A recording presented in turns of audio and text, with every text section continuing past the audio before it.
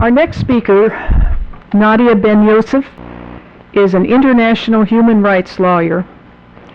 As a staff member at Adalah, the Legal Center for Arab Minority Rights in Israel, her work is at the very heart of what Rami Khouri said was the central issue of bringing international human rights to bear on the Israeli-Palestinian struggle. For those of you who may be unfamiliar with Adalah, the word Adalah means Arabic. It's Arabic for justice. And it's a legal center and human rights organization established in Israel in 1996 and doing important work within Israel, according to the Israeli legal system, and also outside Israel in other countries and in international bodies under the framework of international human rights and humanitarian law. Adalah's work in the U.S. includes briefing the U.S. State Department when it goes to make its annual report on the observance of human rights in countries around the world, and also, interestingly and especially for our work, meeting with congressional members of Congress and their aides to explain the human rights situation of Palestinians. For those of you who believe, as I do, that the issue of Palestinian human rights is the civil rights issue of our day, her work is important work indeed.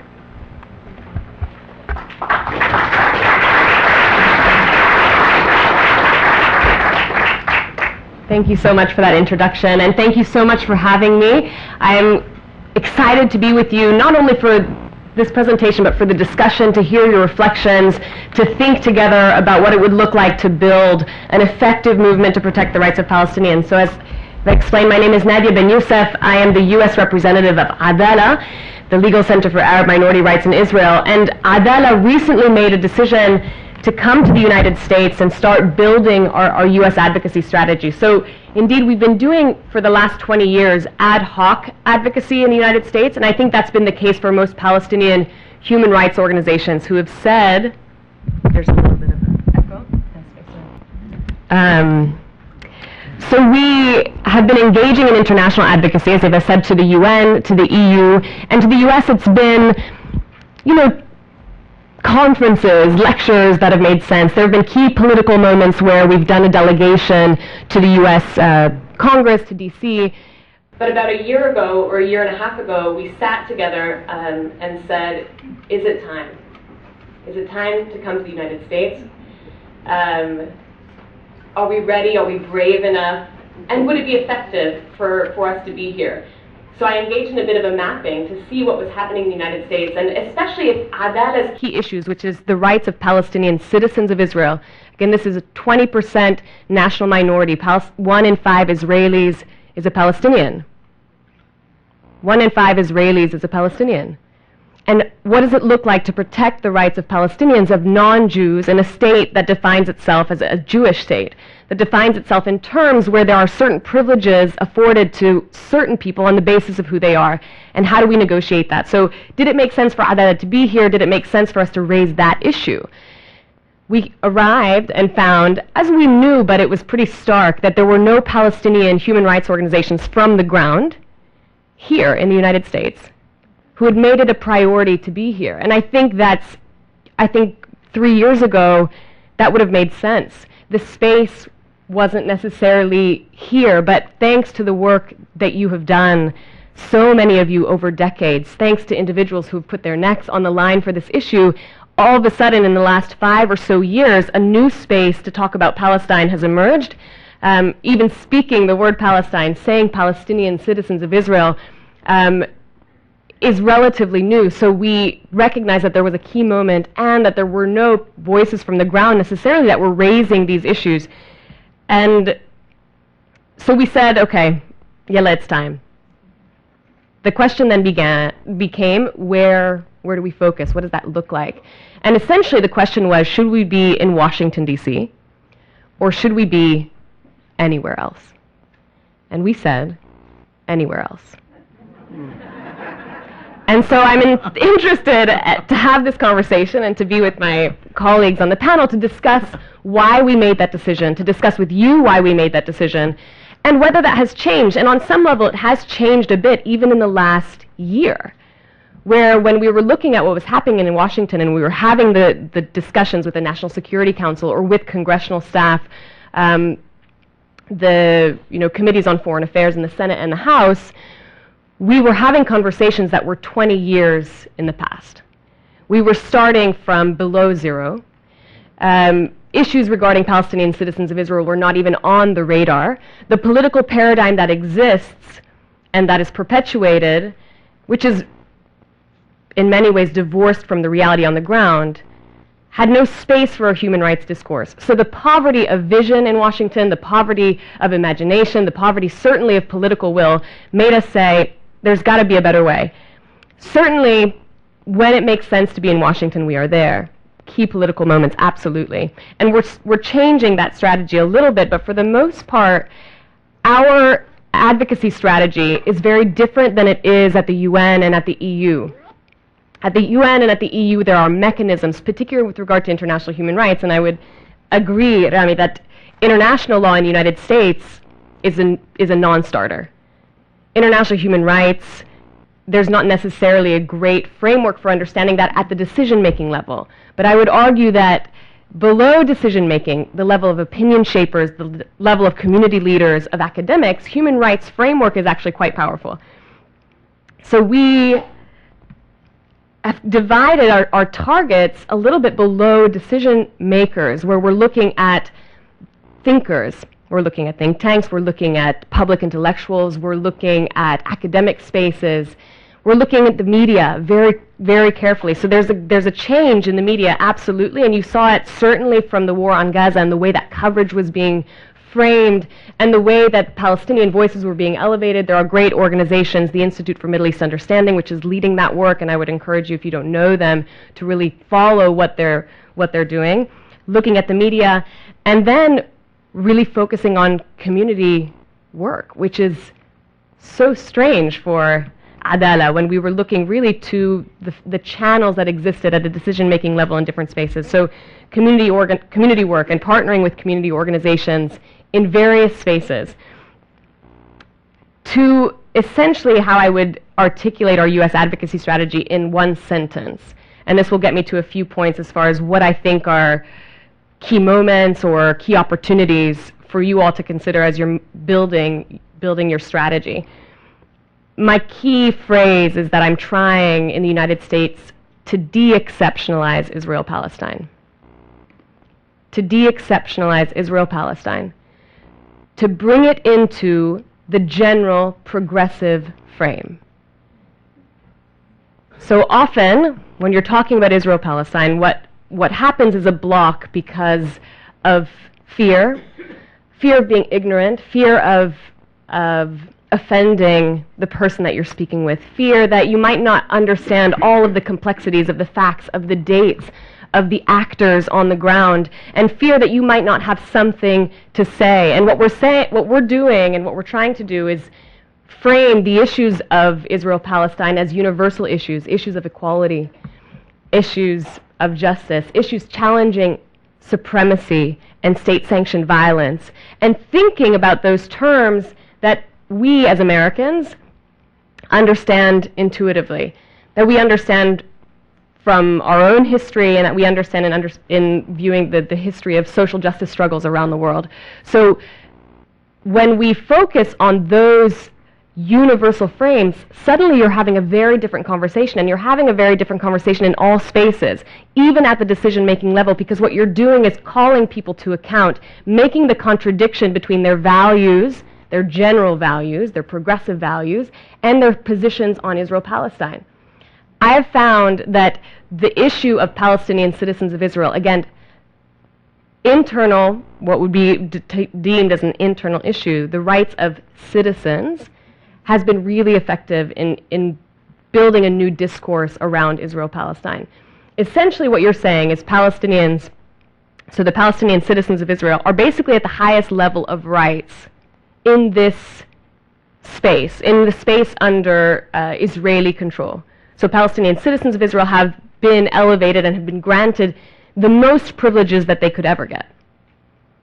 Nonetheless, because they are Palestinian, Their constitutional rights can be suspended. Their human rights can be suspended in the name of political expediency or ideology. So when you're looking at citizens, you're eliminating arguments of security, which is really, really effective in the United States and in our global security world now, where you say, well, in the interest of security, you can suspend human rights.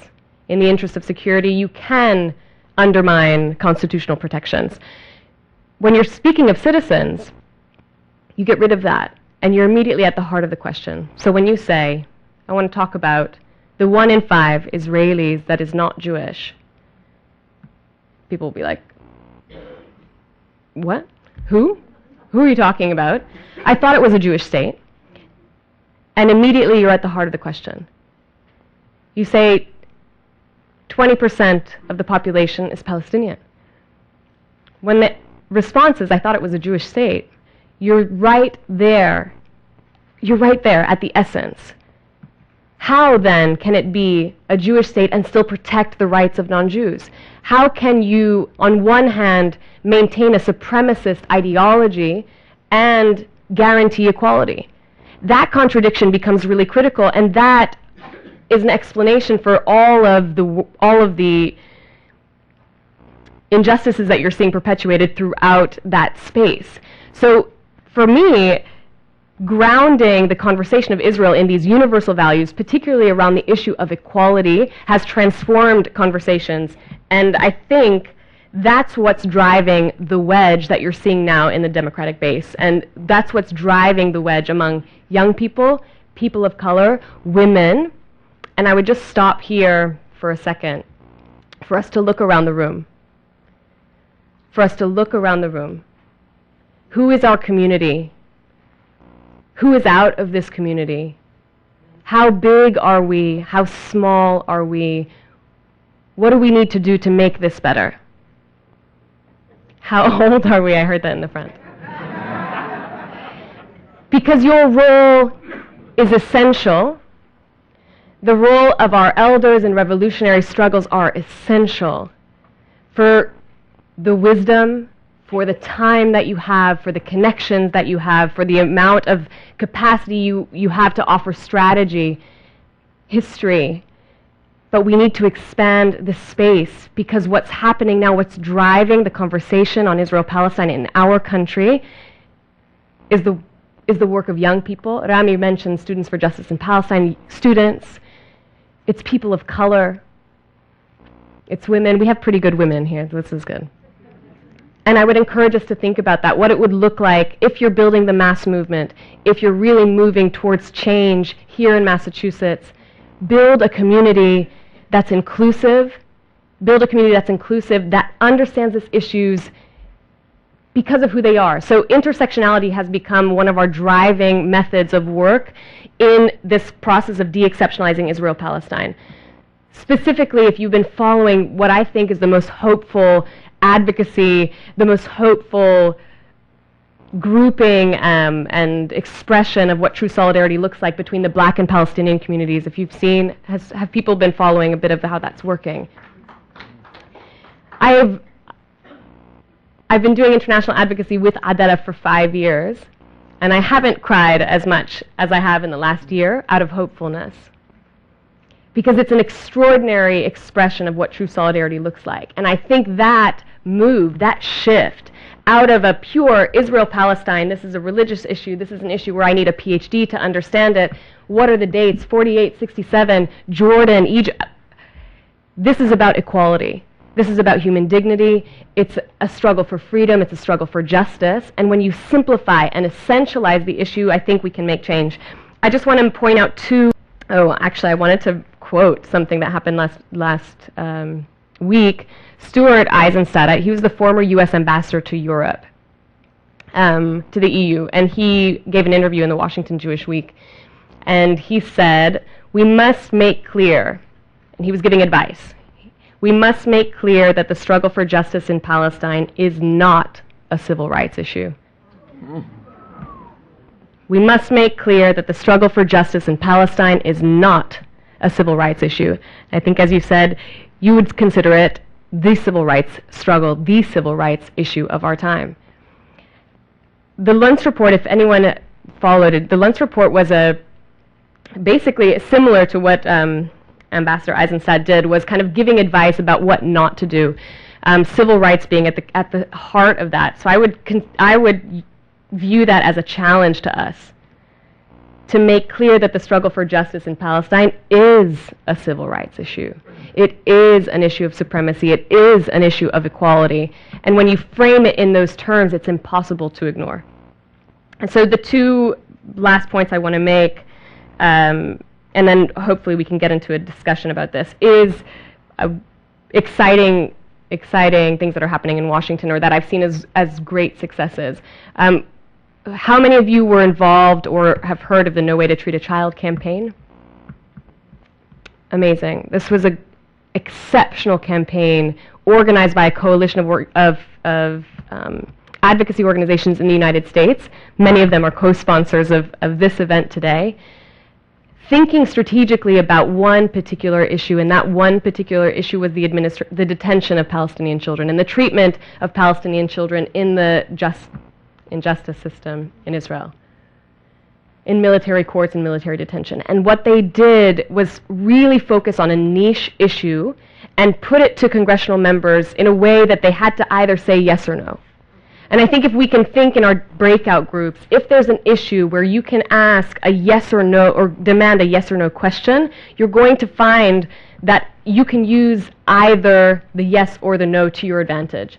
In impact litigation, what Adala does, often we say, we take cases that if we win, but if we lose, we also win.